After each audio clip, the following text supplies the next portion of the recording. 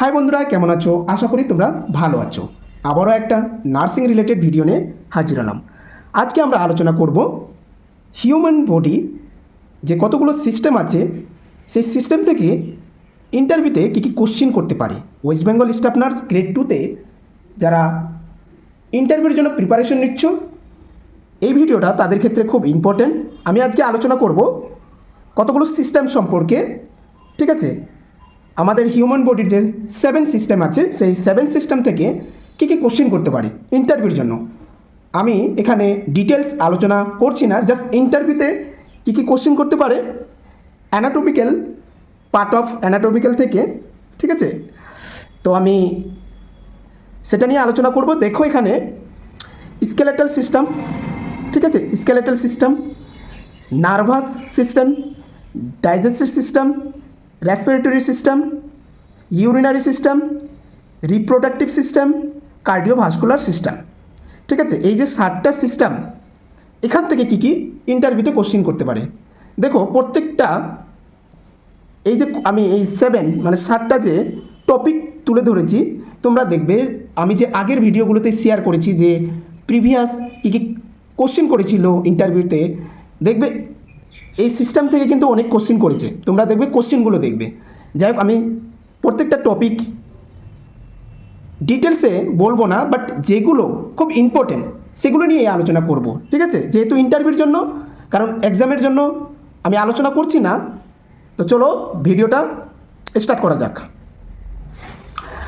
এখানে দেখো আমি ফার্স্ট আলোচনা করছি ইউরিনারি সিস্টেম।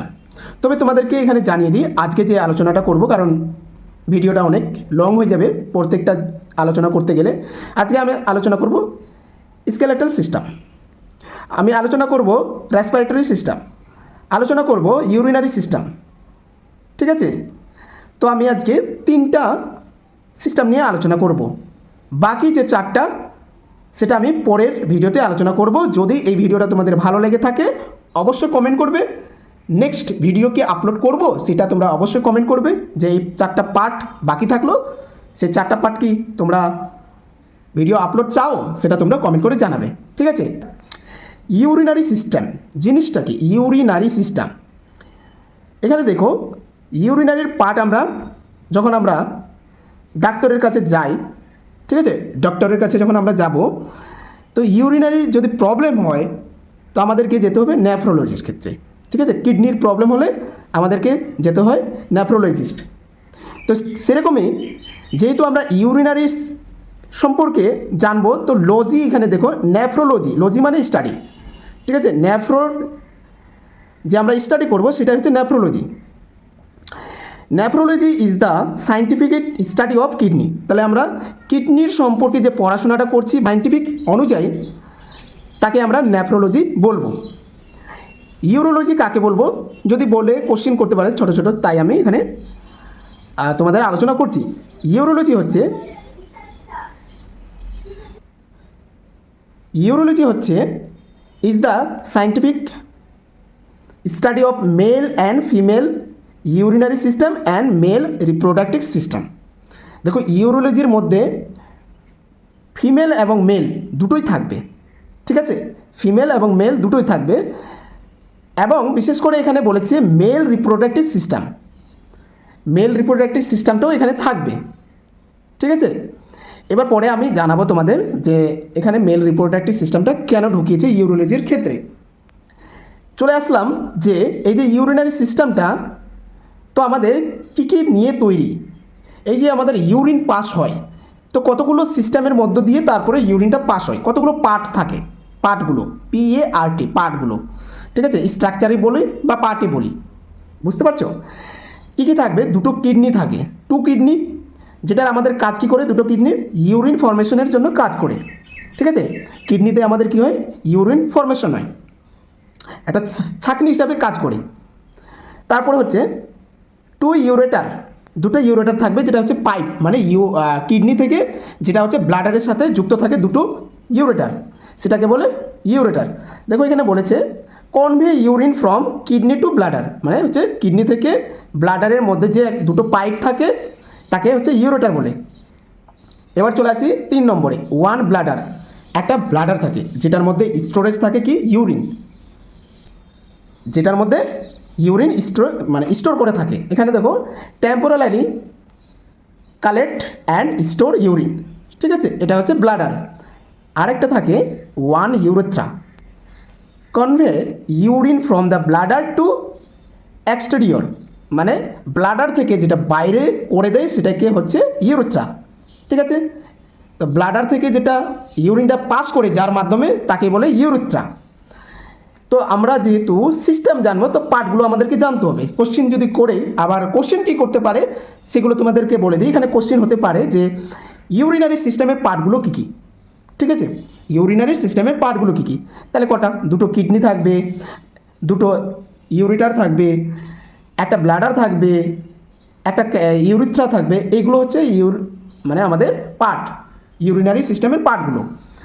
আর একটা কিন্তু আদার্স অর্গান আছে, এখানে লিখে দেওয়া হয়েছে, যেটা হচ্ছে আচ্ছা এটা হচ্ছে তোমার কেন এখানে বলেছে, এটা হচ্ছে এই যে ইউরিন সেটার যে পাসিং করে, এই যে যেখানে এটা এক্সটেরিয়র কথাটা লেখা আছে না, যে শুধুমাত্র এই যে একটা ইউরিন, ঠিক আছে, একটা ফ্লুইডতে পাস করে, শরীর থেকে যে পাস করে, সেটা শুধু ইউরিথ্রার মাধ্যমে না, আরও কিছু মাধ্যম হয়, যেটা হচ্ছে লাংসের মাধ্যমে, স্কিনের মাধ্যমে, লিভারের মাধ্যমে, ঠিক আছে। তো এগুলো হচ্ছে যেমন স্কিনের মাধ্যমে আমাদের কিছু পরিমাণে ফ্লুইড বার হয়, ঘাম, এগুলো কিন্তু বার হয়। এবার চলে আসি function of urinary system or kidney. কিডনির ফাংশন কি, কাজ কি, বা ইউরিনারি সিস্টেমের কাজটা কি, কেন ইউরিনারি সিস্টেমটা আমাদের দরকার বা কি কাজ করে শরীরের মধ্যে দেখে নিই। Excoriation of the waste product, আমাদের যত সব ওয়েস্ট প্রোডাক্ট আছে সেটা ইউরিনের মাধ্যমে কিন্তু বার হয়ে যায়, ইউরিনের মাধ্যমে সেটা বার হয়ে যায়, ঠিক আছে। 2 নম্বর এখানে দেখো কী লিখেছে, kidney excrete waste product like amino and urea, uric acid, creatinine, এগুলো কিন্তু বার করে। ওয়েস্ট প্রোডাক্ট আমরা কোনগুলো বলবো, যেগুলো হচ্ছে ইউরিয়া বার করে ইউরিনের মাধ্যমে, ইউরিক অ্যাসিড বার হয়, ক্রেটিনিন বার হয়, তো এগুলোর মাধ্যমে এই কিডনির মাধ্যমে কিন্তু এটা বার হয়। প্রোডাকশন অফ হরমোন, আর একটা কাজ কী করে, প্রোডাকশন অফ হরমোন, হরমোনের কাজ বাড়িয়ে তোলে। Hormones produce by the kidney, কিডনির দ্বারাই কিন্তু হরমোন প্রডিউস হয়, কিছু কিছু হরমোন আছে যেটা কিডনির দ্বারাই উৎপন্ন হয়, ঠিক আছে। তো তোমরা এগুলো দেখে নিবে। যেমন হচ্ছে regulation of the blood pH, এই যে ব্লাডের যে পিএইচের মাত্রা বজায় থাকে সেটা হচ্ছে কিডনির মাধ্যমে। কিডনির যদি ঠিকঠাক কাজ করে, কিডনি যদি ইউরিন সিস্টেমটা ঠিকঠাক রাখে, তাহলে পিএইচের মান কিন্তু বজায় থাকবে। তো এই হচ্ছে আমাদের ফাংশন অফ দ্য কিডনি, কিডনির যে কাজগুলো করে। Regulation of blood volume and BP, ঠিক আছে, আমাদের রেগুলেশন করে রাখে, বজায় রাখে কিসের, ব্লাডের যে পরিমাণ, বিপি মানে ব্লাড প্রেশারের যে পরিমাণটা, যেটা হচ্ছে নর্মাল যে ব্লাড প্রেশার থাকে সেটা কিন্তু এই ইউরিন বা কিডনির মাধ্যমে কিন্তু বজায় রাখে, ঠিক আছে। ইউরিন পাস ঠিকঠাক হলে দেখবে তার ব্লাড প্রেশার ঠিকঠাক থাকে, যদি ইউরিন পাস না হয় দেখবে তার ব্লাড প্রেশার কিন্তু হাই হয়ে যায়, ঠিক আছে, হাই। তো এখানে আমাদের কয়েকটা ফাংশন অফ কিডনি কিছু জানতে হবে, সেগুলো মনে রাখবে, কয়েকটা জানলেই হলো, ঠিক আছে। এবার দেখো নিচে লেখা আছে, এখানে লেখা আছে regulation of the electrolyte and blood osmolarity. Osmolarity যেগুলো থাকে আর যেগুলো হচ্ছে ব্লাডের যে নর্মাল ভ্যালুগুলো থাকে সেগুলো কিন্তু এই কিডনি বা ইউরিন সিস্টেমের মাধ্যমে বজায় থাকে, ঠিক আছে। তো কয়েকটা তোমাদের ফাংশন জানতে হবে, কাজগুলো জানতে হবে, কোশ্চেন করতে পারে। এবার পরেরটাতে চলে আসি। পরেরটা আমরা জানবো কিডনির সম্পর্কে। আমরা কিন্তু কিছু কিছু পার্টগুলো জেনে নেব। আমাদের যে পাঁচটা, যেটা হচ্ছে কিডনি, ইউরিটার, ব্লাডার, ইউরিথ্রা, এই চারটার পার্টগুলো আমরা জানবো, ঠিক আছে। দেখো কিডনি সাধারণত কি শেপ হতে হয়, মানে কিডনির যে শেপটা সেটা হচ্ছে বিন শেপ, BEAN, বিন শেপ। কিডনির ওয়েট সম্পর্কে জানতে চাইলে 135 থেকে 150 গ্রাম, 135 থেকে 150 গ্রাম কিডনির ওয়েট। এবার হচ্ছে কিডনির কালার কি, রেডিশ কালার, ঠিক আছে, কিডনির কালার রেডিশ কালার। এর যদি মেজারমেন্ট সম্পর্কে জানতে চাও 12x6x3 সেন্টিমিটার দৈর্ঘ্য, প্রস্থ অ্যান্ড 3টা, ঠিক আছে। একটা থিক কতটা আছে, এটা মানে লম্বা কত এবং চৌড়া কত, এই 3টা জিনিস হচ্ছে মেজারমেন্ট। তো কিডনির পার্টগুলো তোমাদেরকে জানিয়ে দিলাম, কিডনির কালার সম্পর্কে, ওয়েট সম্পর্কে, শেপ সম্পর্কে, এগুলো তোমাদেরকে জানতে হবে। তবে এখানে আমি একটা কথা জানিয়ে দিই, আমি যেহেতু ডিটেলসে তোমাদেরকে এখানে পড়াচ্ছি না, তো তাই আমি শর্টকাটে যেগুলো ইম্পর্টেন্ট, দেখো এখানে কিডনির অনেক কিছু জানতে হবে। যেমন হচ্ছে কিডনির সম্পর্কে তোমরা যখন জানবে, কিডনির যে ইউরিন, বিশেষ করে ইউরিনের যে পিএইচের মান, নর্মাল পিএইচ কত, ইউরিক অ্যাসিড কতটা, ক্রিয়েটিনিন কতটা নর্মাল, এগুলো জানতে হবে সবগুলো। তো যেহেতু ইন্টারভিউর ক্ষেত্রে কী কী জানা দরকার সেগুলো তোমাদেরকে এখানে বোঝানোর চেষ্টা করছি। এবার চলে আসছি ইউরিটার, ঠিক আছে। Ureter convey urine from kidney to urinary bladder by peristaltic contraction of the muscular walls. আচ্ছা, আমি তোমাদেরকে একটা কথা জানিয়ে দিই, এই যে ইউরিটার দুটো যে পাইপ থাকে, এটা কিসের, কিডনির থেকে ব্লাডার, মানে কিডনি টু ব্লাডার, এর সাথে কিন্তু যুক্ত থাকে, তারপরে আমাদের ব্লাডারের মধ্যে সেই ইউরিনটা কালেক্ট করে রাখে, স্টোর করে রাখে, এই হচ্ছে এর কাজ। আমরা শুধু এটার লেন্থটা জানবো, বাকি কিছু জানবো না। এই যে পাইপটার লেন্থ কতটা, লম্বা কতটা, 25 থেকে 30 সেন্টিমিটার, মানে 25 to 30 সেন্টিমিটার এই লম্বা থাকে। চলে আসি ব্লাডার, এখানে হচ্ছে গল্প ব্লাডারটা। ব্লাডার কী জিনিস, bladder is a pear shape, একটা পিয়ার শেপের মতো ব্লাডার থাকে, হ্যাঁ, পিয়ার শেপ অর্গান। ফাংশন কি, এর কাজ হচ্ছে reservoir of the urine, reserve করে রাখে। আচ্ছা, ব্লাডারের টোটাল ক্যাপাসিটিটা, আমরা কতটা ইউরিন ব্লাডার ধরে রাখতে পারে সেটা জানবো। Total capacity of urinary bladder is around 1 litre ধরে রাখতে পারে। টোটাল কতটা ধরে রাখতে পারে, 1 লিটার। তবে ম্যাক্সিমাম তোমরা দেখবে অনেকজন কি আছে যে অনেকটা মানে টাইম ধরে ইউরিন পাস করে না, তবুও কিন্তু থাকতে পারে।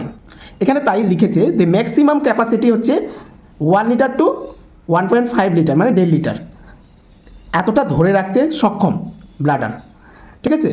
তো আমরা কতটা ক্যাপাসিটি এটা জানলাম, আর কাজ কি সেটা জানলাম, প্রত্যেকটারে কিন্তু কাজগুলো এখানে দেওয়া আছে। এবার পরেরটা জানবো, পরেরটা হচ্ছে ইউরিথ্রা, ঠিক আছে। ইউরিথ্রা সম্পর্কে জানবো। ইউরিথ্রা জিনিসটা কি, the urethra is a small tube, একটা ছোট্ট টিউব আছে urethra, from urinary bladder to exterior of body, মানে হচ্ছে ইউরিনারি ব্লাডার থেকে যে বাইরে পর্যন্ত যে একটা অর্গান থাকে, যে একটা অর্গানে বলবো, তাকে বলে ইউরিথ্রা। আচ্ছা, ইউরিথ্রার লেন্থ কত, এখানে দেখো ইউরিথ্রার ফিমেলের ক্ষেত্রে 4 সেন্টিমিটার, 4 সেন্টিমিটার, মেলদের ক্ষেত্রে 19 to 20 সেন্টিমিটার, মানে 19 থেকে 20 সেন্টিমিটার, মেলদের ক্ষেত্রে বড়, ঠিক আছে। যেহেতু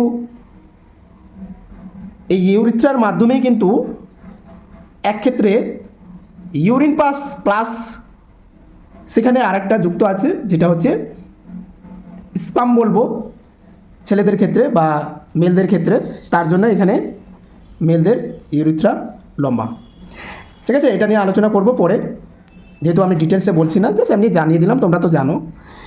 তো এই হচ্ছে ইউরিনারি সিস্টেম, ছোট করে বলার চেষ্টা করলাম। দেখো, আমি যদি প্রত্যেকটা ডিটেলস বলি ভিডিওটা লং হয়ে যাবে, যেটা তোমরা দেখছো না। আজকের ভিডিওটাই লং হবে, যেহেতু পার্টগুলো অনেক বড় বড়, ঠিক আছে। যাই হোক, তবে তোমরা দেখার চেষ্টা করবে, ঠিক আছে। যাদের কাছে এই কোশ্চেনগুলো খুব ইম্পর্টেন্ট তারা তো অবশ্যই দেখবে। চলে আসি রেসপিরেটরি সিস্টেম। রেসপিরেটরি সিস্টেম কাকে বলে, what is the respiratory system? The respiratory system take up oxygen from the air we breathe and expels the unwanted carbon dioxide. দেখো, রেসপিরেটরি সিস্টেম আমরা কাকে বলবো, রেসপিরেটরি সিস্টেম আমরা তাকেই বলবো যখন আমরা অক্সিজেন আমরা নিব কোথা থেকে, এয়ার থেকে, আমরা বাতাস থেকে অক্সিজেন নেওয়ার পরে আমরা একটা শ্বাস নিই, ঠিক আছে, আমরা শ্বাস নিই। নেওয়ার পরে যে আমরা যে এক্সপেল করি, আমরা যে ছেড়ে দিই, যেটা আমাদের অপ্রয়োজনীয়, যেটা আমাদের লাগে না, সেটাকে আনওয়ান্টেড, সেটা কী ছাড়ি? আমরা ছাড়ি কার্বন ডাই অক্সাইড। তো এই যে সিস্টেমটাকে বলে, এই সিস্টেমটাই হচ্ছে রেসপিরেটরি সিস্টেম। ভালো করে তোমরা নিজেরাই পড়ে নেবে রেসপিরেটরি সিস্টেম কাকে বলে। পরে এবার চলে আসি, what is the 7 part of respiratory system. আমাদের 7টা, তোমরা যেমন আমি ইউরিনারি সিস্টেমের যে পার্টগুলো বললাম, যেমন বলে কিডনি থাকবে, তার সাথে অ্যাটাচ আছে কি ইউরিটার, তারপরে অ্যাটাচ আছে ব্লাডার, তার সাথে অ্যাটাচ আছে কি ইউরিথ্রা। তো তেমনি রেসপিরেটরি সিস্টেমের যে পার্টগুলো সেগুলো কি কি?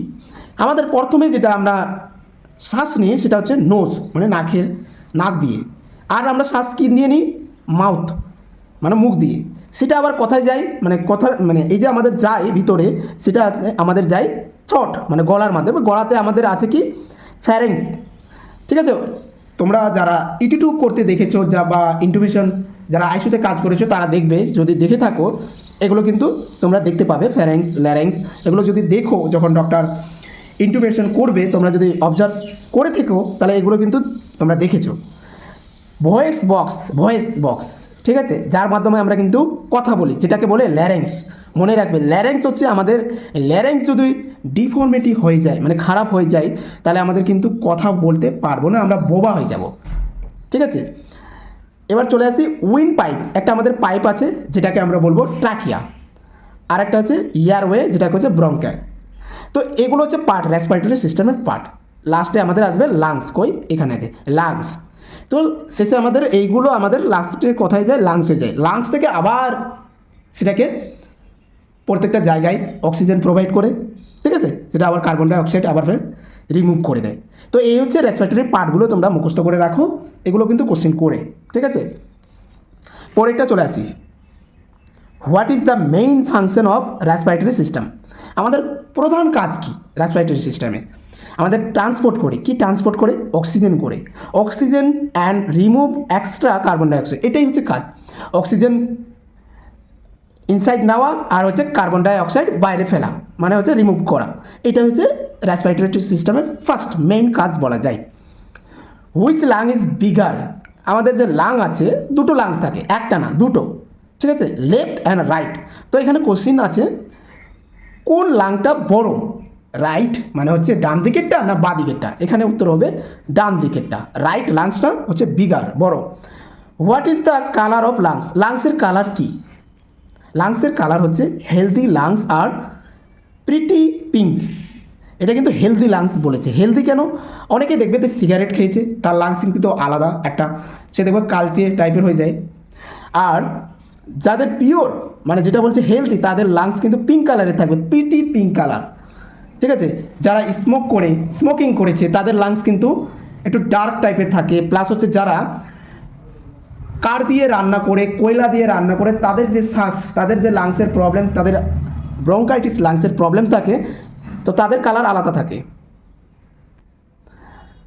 দেখো, what is the normal respiratory. যাই হোক, এখানে রেসপিরেশন মানে নর্মাল রেসপিরেশন কত? এখানে 12 থেকে 16 ব্রিথ পার মিনিট, ঠিক আছে, রেসপিরেশন। এবার পরেরটাতে চলে আসি। পরের এখানে কি বলেছে তোমরা দেখো, এখানে বলেছে রেসপিরেটরি ফেলার, ঠিক আছে, এরকম পেশেন্ট আসতে পারে রেসপিরেটরি ফেলার, মানে হচ্ছে শ্বাস নিতে প্রবলেম হচ্ছে, তাকেই তো আমরা রেসপিরেটরি ফেলার বলবো। এখানে দেখো ইনএবিলিটি, ঠিক আছে, যার সক্ষমতা নেই, of person to the eliminated CO2 from alveoli, ঠিক আছে। তো অ্যালভোলি থেকে যে কার্বন ডাই অক্সাইড বের করতে সক্ষম না, তাকে হচ্ছে রেসপিরেটরি ফেলার বলে। কারণটা কি? কী কারণে এইগুলো হয়, রেসপিরেটরি ফেল হয়? সেটা হচ্ছে defect in the respiratory regulation, মানে ডিফেক্ট থাকে, রেগুলেশনটা বজায় ঠিকমতো থাকে না রেসপিরেটরিটা। Centre into brain or defect into function of respiratory muscle. তো এই কারণগুলো কি? যে রেসপিরেটরি সিস্টেমটাই পুরোপুরি ডিফেক্ট, তার কারণে, ডিফেক্ট হওয়ার কারণে অক্সিজেন ঠিকমতো ব্রেনটেই যাচ্ছে না। আর ব্রেনটে না যাওয়ার কারণে যে শরীরের যে ফাংশন, যে অর্গানের যে ফাংশনগুলো থাকে, যেগুলো কাজগুলো, সেই কাজগুলো ঠিকমতো হয় না, সেগুলোরও ডিফেক্ট দেখা দেয়। তারপরে হচ্ছে কি আর সে ফাংশনগুলো যদি কাজ না করে তাহলে মাসেল উইক হয়ে যায়, মাসেল ঠিকমতো কাজ করে না, মাসেল গ্রোথ হয় না, মাসেল টন ঢিলাঢালা পড়ে যায় অক্সিজেনের কারণে। তো এই হচ্ছে কারণ। এবার চলে আসি ম্যানেজমেন্ট, আমরা কীভাবে ম্যানেজমেন্ট করব, এটা হচ্ছে ইম্পর্ট্যান্ট। রেসপিরেটরি ফেলারের ম্যানেজমেন্টটা ইম্পর্ট্যান্ট, ঠিক আছে। কি ম্যানেজমেন্ট দিব আমরা অ্যাজ এ নার্স, আমাদের কী কী জানা দরকার? ইন মোস্ট কেস, বেশিরভাগই কেস আমরা দেখতে পাই দ্য পেশেন্ট উইল নিড, পেশেন্টের কী লাগে? Supplementary oxygen therapy.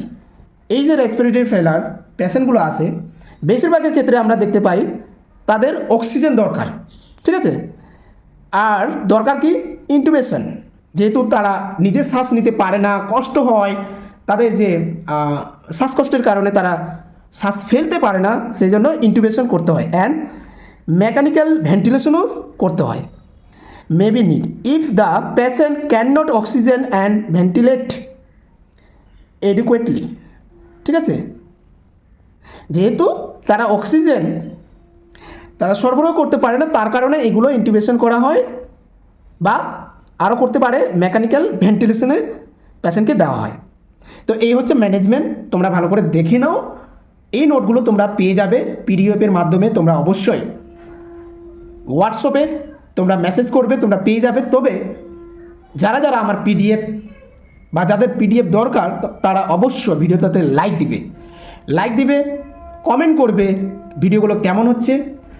3 নম্বর আরেকটা, তোমরা ভিডিওগুলো শেয়ার করবে। এই 3টা করলে অবশ্যই তোমরা পিডিএফ পেয়ে যাবে আমার হোয়াটসঅ্যাপে। দেখো, আমি কোনো টাকা দিয়ে পিডিএফ শেয়ার করছি না, ফ্রিতে তোমাদেরকে পিডিএফগুলো শেয়ার করব, যেগুলো ইম্পর্টেন্ট সেগুলো তোমাদের ছোটো ছোটো কোশ্চেন বানিয়ে তোমাদের শেয়ার করছি, কোনো টাকা লাগবে না, ঠিক আছে। অনেকেই টাকা নিয়ে ভিডিওগুলো শেয়ার করে, কিন্তু আদৌ সেখানে কিছু না, সেই আমার কোশ্চেনগুলোই শুধু শেয়ার করছে, যেগুলো আমি আগে শেয়ার করে রেখেছি, আপলোড করে রেখেছি এই ইউটিউব চ্যানেলের মধ্যে, সেগুলোই শুধু শেয়ার করে, ঠিক আছে। কোনো কোশ্চেনের অ্যান্সারও শেয়ার করে না, আর কী কী আসতে পারে, কীভাবে হতে পারে সেগুলো কিন্তু ডিসকাস করে না। বাট তোমরা সেগুলো আবার টাকা দিয়ে সেই পিডিএফগুলো বা সেই ভিডিওগুলো তোমরা কালেক্ট করছো। আমি শুধু চাই আমার ভিডিওগুলোতে লাইক করো, যদি ভালো লাগে তবে লাইক করবে, আর হ্যাঁ, কমেন্ট করতে ভুলবে না। কমেন্টের রিপ্লাই আমি লেটে যদি দিই, কিছু মনে করে না, টাইম পাইনি বলে অনেক কমেন্ট পড়ে আছে, বাট আমি রিপ্লাই দিব, ঠিক আছে। তো চলো নেক্সট টপিকে যাই। তো আমরা দুটো আলোচনা করলাম, কি কি? একটা হচ্ছে ইউরিনারি সিস্টেম, সেকেন্ড আমরা আলোচনা করলাম রেসপিরেটরি সিস্টেম। এবার আমরা আলোচনা করব স্কেলেটাল সিস্টেম।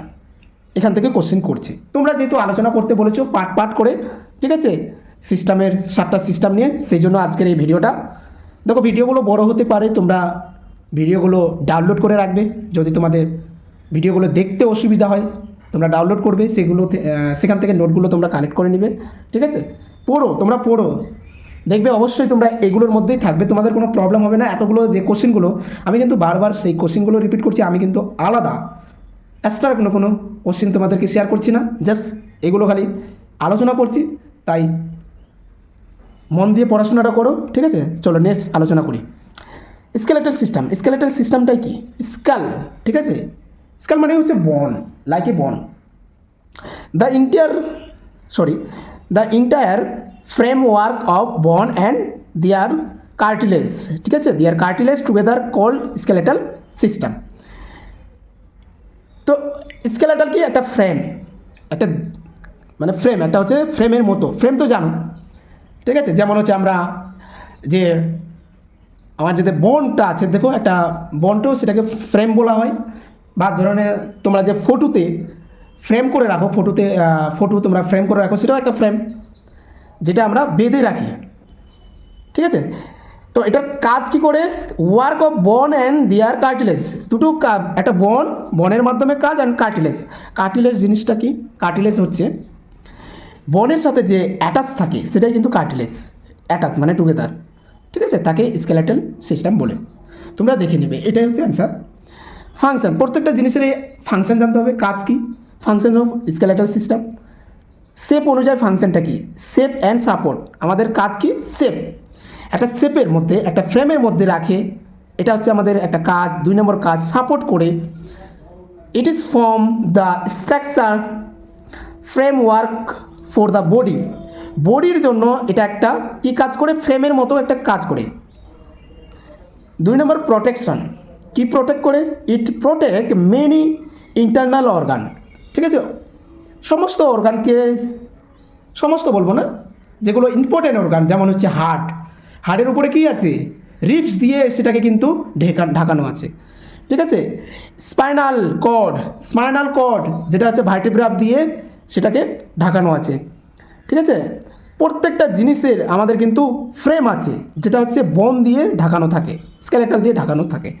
তো সেটাই বলেছে, প্রোটেকশন করছে ইন্টারনাল অর্গানকে ইনজুরির হাত থেকে বাঁচতে, from the injury such as cranial বোন প্রোটেক্ট দ্য ব্রেনকে প্রোটেক্ট করার জন্য কি করেছে, আমাদের যে স্কাল, সেই স্কালের আমাদের প্রোটেক্ট করে। ঠিক আছে, স্কালের মাধ্যমে আমাদেরকে ব্রেনকে প্রোটেক্ট করে। আমি যেটা বললাম ভার্টিব্রা বনটা কাকে প্রোটেক্ট করে, স্পাইনাল কর্ডকে। রিবস কেজ কাকে প্রোটেক্ট করে, হার্টকে এবং লাংসকে। তো এটাই হচ্ছে আমাদের প্রোটেক্ট। যদি কোশ্চেন করে function of the skeletal system, তোমরা এই কয়েকটা পয়েন্ট বললেই যথেষ্ট। ঠিক আছে, এবার চলে আসছে মুভমেন্ট। আমাদের মুভমেন্ট করার জন্য আমাদের বোন এবং কার্টিলেজ, এখানে কার্টিলেজ কথাটাও অ্যাড করতে হবে। দেখো কি বলেছে, bones and skeletal muscle together give movement of body. ঠিক আছে, দুটো জিনিসের মাধ্যমে এই মুভমেন্টটা কাজ করে। এই যে মাসেল, যেটা বললাম, মাসেল অ্যান্ড কার্টিলেজ। ঠিক আছে, তো এই হচ্ছে 2 থেকে 3টা পার্ট বা 2 থেকে 3টা ফাংশন তোমরা জানলেই বাস হয়ে গেল অ্যান্সার দেওয়ার মতো। বাট যদি তোমরা এক্সামের জন্য প্রিপারেশন নাও, তাহলে তোমাদের আরও ডিটেলসে জানতে হবে। এবার দেখো, আমি নিচে চলে আসছি। What are the 3 part of the skeleton. প্রত্যেকটারই আমরা যেমন পার্টগুলো জানছি, তো এটারও জানবো। আগেরগুলো জানলাম, এটারও জানবো। পার্টগুলো কী কী থাকে স্কেলেটনের, একটা হচ্ছে বন। ঠিক আছে, বন থাকবে, জয়েন্ট থাকবে অ্যান্ড কার্টিলেজ। ঠিক আছে, এই 3টা পার্ট আমাদের স্কেলেটাল সিস্টেমের একটা স্টাডি। ঠিক আছে, পার্টগুলো পরের কোশ্চেন দেখো, হোয়াট ইজ দ্য স্মলেস্ট বোন ইন দ্য বডি। সবথেকে ছোটো বোন কোনটা, সবথেকে ছোটো বোন হচ্ছে স্টেপিস। ঠিক আছে, এটা হচ্ছে সবথেকে ছোটো, যেটা আমাদের কানের মধ্যে থাকে। ঠিক আছে, কানের মধ্যে, মানে কানের মধ্যে থাকে সবথেকে ছোটো বোন। এবার বলতে পারে যে হাউ মেনি বোন আর ইন এ হিউম্যান বডি, কতগুলো বোন থাকে হিউম্যান বডিতে। দেখো, অ্যাডাল্টের ক্ষেত্রে আমরা যেটা জানি 206, 206, এবং বেবিদের ক্ষেত্রে 300। অনেক জায়গায় দেখতে পারবে 306। তো তোমরা দেখে নিবে, বেবিদের ক্ষেত্রে 300, অ্যাডাল্টের ক্ষেত্রে 206। পরেরটাতে চলে আসি। পরের কোশ্চেনটা দেখো তোমরা, এখানে কি বলেছে, হুইচ ইজ দ্য লংগেস্ট বন ইন আওয়ার বডি। সবথেকে লম্বা বন, সবথেকে লম্বা হাড় আমাদের শরীরের মধ্যে কোনটা, দ্য ফেমার। ঠিক আছে, ফেমার হচ্ছে আমাদের লম্বা হাড়, FEMUR, ফিমার। এবার কোশ্চেন করতে পারে, which is the second largest বন। এটা তো আমাদের ফার্স্ট লার্জেস্ট বন বললাম, সেকেন্ড কি, ফিমারের পরে কোনটা হবে, সেটা হবে টিবিয়া। টিবিয়া হচ্ছে সেকেন্ড লার্জেস্ট বন। ঠিক আছে, পরেরটা, হোয়াটস দ্য হেভিস্ট অর্গান, মানে হচ্ছে সবথেকে হেভি মানে ভারী, আর বলতে পারো যে লার্জেস্ট। অর্গান যেহেতু বলেছে, মাথায় রাখবে অর্গান এখানে বলেছে, এখানে বন বলেনি। যেহেতু অর্গান বলেছে, সবথেকে লার্জেস্ট অর্গান হচ্ছে স্কিন, মানে হচ্ছে চামড়া, স্কিন। বা এখানে হেভিয়েস্ট মানে হচ্ছে ভারীও বলতে পারে, 2 রকমের কোশ্চেন করতে পারে। তো কোশ্চেনের অ্যান্সার হবে স্কিন, চামড়া। পরের কোশ্চেনটা হচ্ছে টাইপ অফ বন, বা বলতে পারে বেস অন শেপের আকারে যে বনগুলো আছে, টাইপগুলো কী কী টাইপ। একটা হচ্ছে লং বন, যেটা আমরা বলেছি ফিমার, এখানে লেখা আছে, আর এখানে একটার পর একটা দেওয়া আছে। তারপর হচ্ছে শর্ট বন, সেটা কি, কার্পাল বন, টার্সাল বন, এগুলো কিন্তু শর্ট বন। ফ্ল্যাট বন কোনগুলো, কোথায় কোথায় থাকে ফ্ল্যাট বন, ক্রেনিয়ালের মধ্যে থাকে, ব্রেস্টের মধ্যে থাকে, রিপসগুলো, এগুলো হচ্ছে কিন্তু ফ্ল্যাট। হিপসের মধ্যে থাকে, স্ক্যাপুলার মধ্যে থাকে, এগুলো হচ্ছে ফ্ল্যাট বন। ইরেগুলার বন কাকে বলে, ইরেগুলার বন যেগুলো হচ্ছে ভার্টিব্রাল বন, ঠিক আছে, ফেসিয়াল বন, হাইওড বন, ইয়ার বন, এগুলো কিন্তু ইরেগুলার বনগুলো কিন্তু তোমরা মাথায় রাখবে। সেসাময়েড বন, এটা হচ্ছে প্যাটেলা, এটা হচ্ছে একটাই বন, যেটা হচ্ছে প্যাটেলা। তো আমরা টাইপ অফ বন্ড জানলাম, এবার হচ্ছে আমাদের স্ট্রাকচার জানতে হবে বনের। দেখো আমরা কটা স্ট্রাকচার জানবো বনের, সেটা হচ্ছে 4টা স্টেপ, 4 টাইপ অফ সুচার জানবো। যেমন হচ্ছে আমাদের সুচার কি, সুচার হচ্ছে আমাদের যে স্কাল, আমাদের যে মাথার মধ্যে দেখবে অনেক রকমের সুচার থাকে এরকম, যেটা আমরা ফাটা সুচারগুলো থাকে। কী কী সুচার? করোনিয়াল সুচার, সেগিটাল সুচার, লাম্বিটাল সুচার, না এখানে হচ্ছে লামডয়েড সুচার, স্কোয়েমাস সুচার। এই যে 4টা সুচার আমরা যখন পড়তাম, ঠিক আছে, ফার্স্ট ইয়ারে এগুলো কিন্তু পড়া ছিল, জিএনএমে ফার্স্ট ইয়ারে। সুচার সম্পর্কে তোমরা জানো, সেখানে ডিটেলস আছে, তোমরা দেখবে অ্যানাটমি বইয়ে, ঠিক আছে, কোন সুচার কাকে বলে, কোনটার সাথে কোনটা অ্যাটাচ আছে, এগুলো কিন্তু এক্সামের ক্ষেত্রে, ঠিক আছে। আমি খালি 4 টাইপ অফ সুচার বললাম। এবার তোমাদের একটা জিনিস জানিয়ে দিই যে আমরা যেহেতু জানি যে কটা আমাদের বন কটা 206, তো আমরা যখন ডিভিশন করব মানে ভাগ করব, তাহলে আমাদের মনে থাকবে কটা কোন বন। দেখো অ্যাডাল্টের হিউম্যানের ক্ষেত্রে কনসিস্ট অফ দ্য বন সেটা হচ্ছে 206। তো আমরা কীভাবে মাথায় রাখবো সেটারও আমি একটা হিসাব তোমাদের দিয়ে দিয়েছি।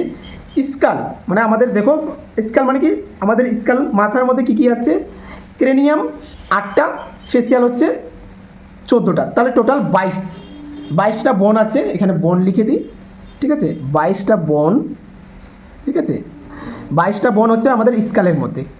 হাইওড বন 1টা, ওসিক্যাল বন হচ্ছে 6টা, ভার্টিব্রাল কলাম হচ্ছে 26টা। এটা তোমরা জানো, ভার্টিব্রাল কলাম 26টা, তার মধ্যে ভাগ আছে কটা কি, ঠিক আছে, একটা হচ্ছে 8টা, আরেকটা হচ্ছে 14টা, আরেকটা হচ্ছে 4টা, এরকম ভাগগুলো আছে, তোমরা দেখে নেবে। থরাক্স যেটা হচ্ছে স্টারনাম 1টা বন থাকে, স্টারনাম 1, রিবস হচ্ছে 24 রিবস, তাহলে টোটাল 25। প্যাক্টোরাল যেটা আমরা শোল্ডারের গ্রিডাল ক্যালভিক্যাল 2টো, আর হচ্ছে স্কেপুলা হচ্ছে 2টো, টোটাল হচ্ছে 4টা, যেটা হচ্ছে শোল্ডারের মধ্যে থাকে। আপার লিম্স যেটা হচ্ছে হিউমারাস 2টো থাকে, আপার লিম্সে হিউমারাস 2টো, রেডিয়াস 2টো, আলনা 2টো, কার্পাল 16টা, ম্যাটাকার্পাল 10টা, ফ্যালাঞ্জাস হচ্ছে 28 মানে হচ্ছে 28টা, টোটাল 60টা। এবার আমরা চলে আসি পেলভিকের ক্ষেত্রে, পেলভিক হিপ জয়েন্টের ক্ষেত্রে, সেখানেও কী কী বন থাকে। গ্রেডাল যেটা হচ্ছে হিপ বন অর ইনোমিনিয়েটেড বন হচ্ছে 2টো, সেখানে 2টো আছে। লয়ার লিম্সের ক্ষেত্রে ফিমারের ক্ষেত্রে 2টো, প্যাডেলা 2টো, টিবিয়া 2টো, ফিবুলা 2টো, টার্সাল 14টা, ম্যাটাটার্সাল হচ্ছে 10টা, ফ্যালাঞ্জাস হচ্ছে 28টা, টোটাল 60। তো এই টোটাল যোগ করলে আমরা 206খানা বন পেয়ে যাব। তো মনে রাখতে হবে যে কোথায় কোন বন আছে, কতগুলো আছে, আর এর মধ্যেও ভাগগুলো তোমরা পড়ে নিবে, ঠিক আছে। যেমন হচ্ছে ফার্স্ট আমি যদি বলি ক্রেনিয়াম, ঠিক আছে, ক্রেনিয়াম হচ্ছে 8টা, এই 8টা কিন্তু প্রত্যেকটারই নাম আছে, ভাগগুলো আছে। ফেসিয়াল 14টার কিন্তু প্রত্যেকটারই নামগুলো আছে, ঠিক আছে। তো এতটা ডিসকাস করা যাচ্ছে না, জাস্ট আমি একটা তোমাদের চার্ট বানিয়ে দিয়েছি। পরের টপিকে চলে আসি। এই টপিকটা হচ্ছে ইম্পর্টেন্ট। দেখো এটা কিন্তু তোমরা আগেও পেয়েছিলে, ফ্র্যাকচার মানে কি, ব্রোকেন, ভাঙা, ঠিক আছে, ভেঙে যায় না, হাড় ভেঙে যাওয়াটাকে বলে ফ্র্যাকচার। দেখো কী বলেছে, break in the continuity of বনের ভেঙে যাওয়াকে কি বলে, ফ্র্যাকচার বলে, call fracture. Type of fracture, কত রকমের ফ্র্যাকচার হতে পারে, এটা কিন্তু অনেক জায়গায় কোশ্চেন করেছে, এবং প্রাইভেটে যখন আমি ফার্স্ট ইন্টারভিউ দিতে যাই, আমার বন্ধুকে এই ফ্র্যাকচার সম্পর্কে কোশ্চেন করেছে। সেটা হচ্ছে আমরা সিএমআরআইতে ইন্টারভিউ দিতে গেছিলাম, কলকাতা, যেটা হচ্ছে আলিপুরে অবস্থিত সিএমআরআই, ঠিক আছে। তো সেখানে কিন্তু ফ্র্যাকচার সম্পর্কে অনেক কোশ্চেন করেছিল। তো কোশ্চেন করতে পারে ফ্র্যাকচার সম্পর্কে, এমনকি ইন্টারভিউতে গ্রেড 2তেও ফ্র্যাকচার সম্পর্কে কোশ্চেন করেছে। Type of fracture, complete fracture, complete মানে হচ্ছে দুটো হাড় মানে দুটো বন সেপারেট হয়ে যাওয়াকে বলে complete fracture. Break of bone into 2 separate part, একদম দুটো পার্টে ভেঙে গেছে, দুটো পার্ট ডিভাইডেড হয়ে গেছে, তাকে বলে কমপ্লিট ফ্র্যাকচার। আরেকটা ফ্র্যাকচার আমরা জানি কম্পাউন্ড অর দা হচ্ছে ওপেন ফ্র্যাকচার। ওপেন ফ্র্যাকচার কি, স্কিন ইজ ব্রোকেন, স্কিনটা ব্রোকেন হয়ে গেছে, সো বোন একদম বনটা দেখা যাচ্ছে, হাট হয়তো এরকম গাড়িতে অ্যাক্সিডেন্ট হলে, কোনো বাইক অ্যাক্সিডেন্ট বা কার অ্যাক্সিডেন্ট হলে দেখবে পুরো একদম গুঁড়ো হয়ে গেছে, উপরে ভেঙে চলে আসছে। টু ইয়ার মানে হচ্ছে, তারপর হচ্ছে infection are the more common, আর এর কারণে কিন্তু বেশিরভাগই কী হয়, ইনফেকশন বেশি হয় এই ফ্র্যাকচারের ক্ষেত্রে, ওপেন ফ্র্যাকচার।